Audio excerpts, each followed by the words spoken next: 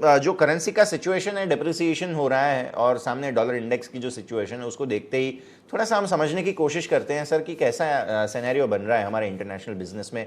क्या देख रहे हैं आप फिलहाल, जो क्लाइंट्स है वो भी आपको कैसे रिस्पॉन्ड दे रहे हैं?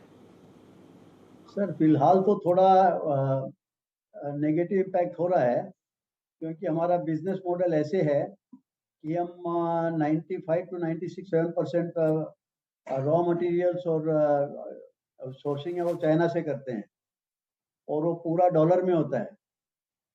तो हम डॉलर में खरीदते हैं, और हमारा 45 to 50% सेल वेस्टर्न यूरोप में होता है, जहाँ सेल यूरोज में होता है। तो पहले हम $1 में खरीद $100 में खरीद के अगर 100 यूरो में बेचते थे तो हमको $120 मिलता था। अब अगर 100 यूरो में बेचते हैं तो हमको $100 मिल रही है। बट हमें ये कहा गया है कि ये परिस्थिति टेम्पररी है, ज़्यादा दिन नहीं चलेगी, और यूरो वापस ऊपर जाएगा। तो हम इंतज़ार कर रहे हैं कि यूरो डॉलर की रेट थोड़ी और रेस्पेक्टेबल हो, और दूसरे हमारे कस्टमर्स रू- भी अब थोड़ा जी। अप्रिशिएट करने लग गए हैं कि यूरो की कमजोरी से हमारी मार्जिन्स पर प्रेशर आ रहा है, तो वो भी कोऑपरेट कर रहे हैं और थोड़ा इंक्रीज इन प्राइस एक्सेप्ट कर रहे हैं। ठीक है सर। मोस्टली तो जो भी इसकी हमारा रेवेन्यू ब्रेकअप है उसमें मैं देख रहा हूँ कि ऑब्वियसली रुपी का उतना कंट्रीब्यूशन नहीं है। रुपी हम देख रहे हैं 80 तक ऑलमोस्ट पहुँचने में है और बहुत खासा डिप्रिसिएशन हमने देखा है। तो कितना कुछ होगा कंट्रीब्यूशन, अगर रुपी का कोई इनकम में आपका कंट्रीब्यूशन रहा है सर? सर रुपीज हम जो इंडिया में हमारे कमिटमेंट और खर्चे होते हैं, जैसे डिविडेंड है, टैक्स जी। है, ओवरहेड्स है, जी। सैलरीज है, उतना ही हम रुपीज में कन्वर्ट करते हैं। और जब थोड़ा सरप्लस हो जाता है तो फिर इन्वेस्टमेंट भी करते हैं इंडियन म्यूचुअल फंड्स वगैरह, जो वेरियस फंड्स होते हैं, वो करीब 15-20% 25% होता होगा, उसमें हमको फायदा होगा। ठीक है, डेफिनेटली सर। अब आगे बढ़ते हैं और अब थोड़ा सा जो इन्फ्लेशनरी सिचुएशन है उसके बारे में बात करते हैं। हमने जो अभी सीपीआई नंबर्स, डब्ल्यूपीआई नंबर्स देखे हैं, क्लियरली इंडिकेशंस मिल रहे हैं कि भारत में थोड़ा सा इन्फ्लेशन जो है वो पीक बनाने लगा है या बन चुका है। अभी हम कंफर्मेशन नहीं दे सकते क्योंकि 1-2 महीने और लगेंगे। बाहर जो सिचुएशन है वो थोड़ा सा अलग है। हम यूएस में देख रहे हैं कि अभी भी इन्फ्लेशन जो है वो थोड़ा सा और बढ़ रहा है। मतलब ऑब्वियस सी चीज़ है कि रॉ मटेरियल वगैरह की चीज़ों में थोड़ा सा असर रहेगा। इसको थोड़ा सा हमें समझाइए सर, आप कैसे देख रहे हैं इन्फ्लेशनरी सिचुएशन को, रॉ मटेरियल की सिचुएशन को, और कितना खर्चा बढ़ सकता है आने वाले वक्त में, या कितना इम्पैक्ट अब तक में आया है इन सब चीज़ों को लेकर? सर ये इन्फ्लेशन वाली चीज है, मैं पेपरों में पढ़ा था कि जी। यूएस में 9% हो गया है, जो बहुत से सालों के बाद में ऐसा हुआ है। जी।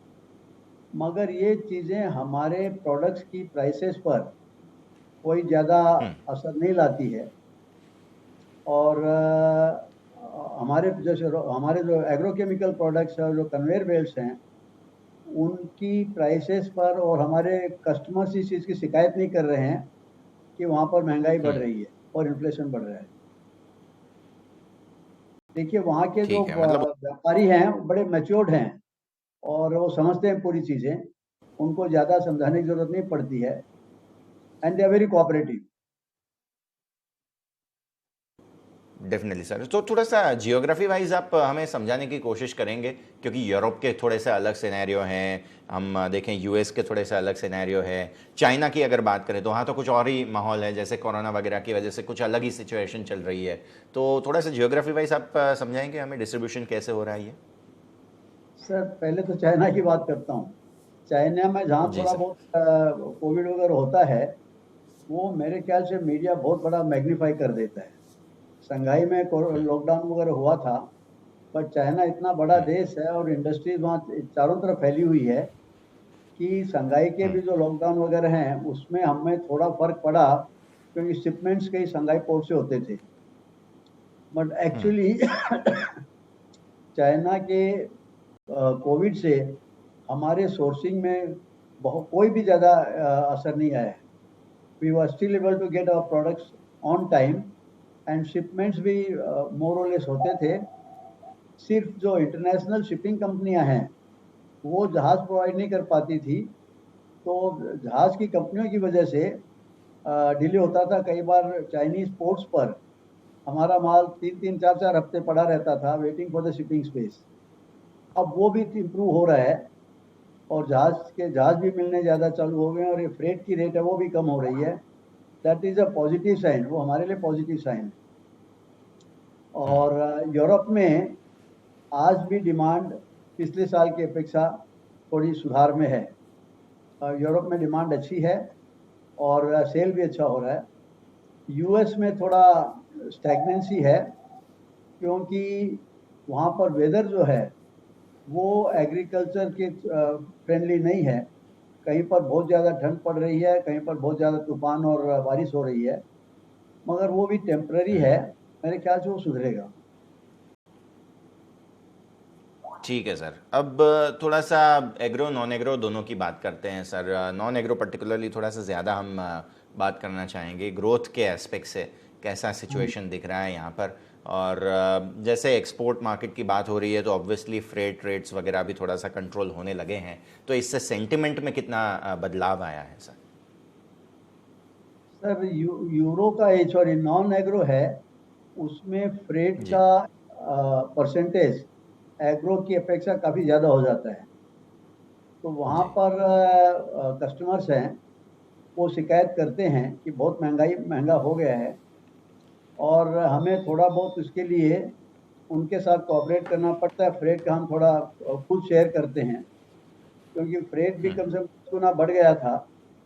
तो वो कहते हैं कि हम 7-8% लेते हैं, 2-3% आप लीजिए और लॉन्ग टर्म इंटरेस्ट को देखते हुए हम एब्जॉर्ब कर लेते हैं। मतलब ओवरऑल देख रहे हैं तो हमारे नॉन एग्रो में मार्जिन्स भी बढ़ रहे हैं कंपेयर टू पिछले साल और वॉल्यूम भी बढ़ रहा है। तो नॉन एग्रो एग्रो की अपेक्षा काफ़ी अच्छा परफॉर्म कर रहा है। ठीक है, डेफिनेटली ये बात भी ज़रूर है। अब सर मार्केट शेयर के हिसाब से भी हम थोड़ा सा समझना चाहेंगे, क्योंकि आपने पिछली बार हमारे साथ बातचीत करते वक्त समझाया था कि बहुत बड़ा $70 बिलियन का ये मार्केट है और उसमें हमारा शेयर जो है वो अब धीरे धीरे $500 बिलियन के ऊपर से आगे बढ़ चुका है। कैसे हम कोशिश कर रहे हैं सर ये मार्केट को कैप्चर करने की, यहाँ से आगे और अच्छा ग्रोथ दिखाने की सर?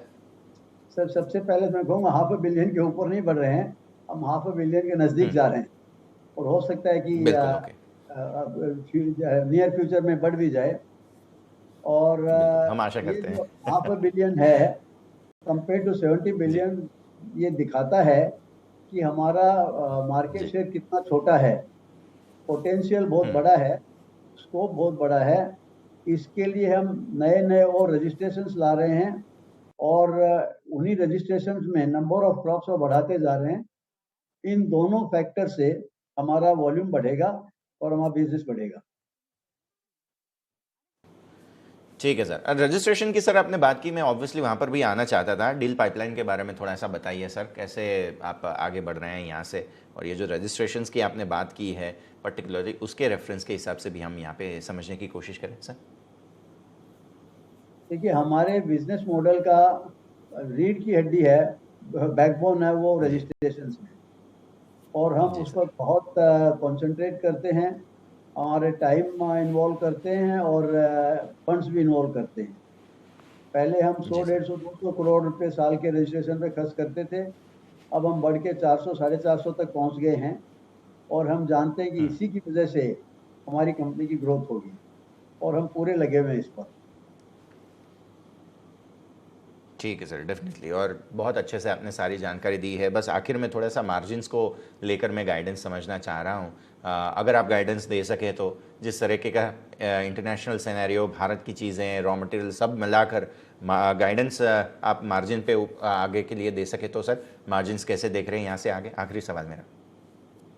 सर मैंने आपको बता दिया है कि यूरो अगर जी। सुधरेगा तो हम पुरानी मार्जिन पे आ सकते हैं, वरना मार्जिन पर थोड़ा असर पड़ेगा, बट वो भी काफ़ी ठीक है। लिमिटेड रहेगा।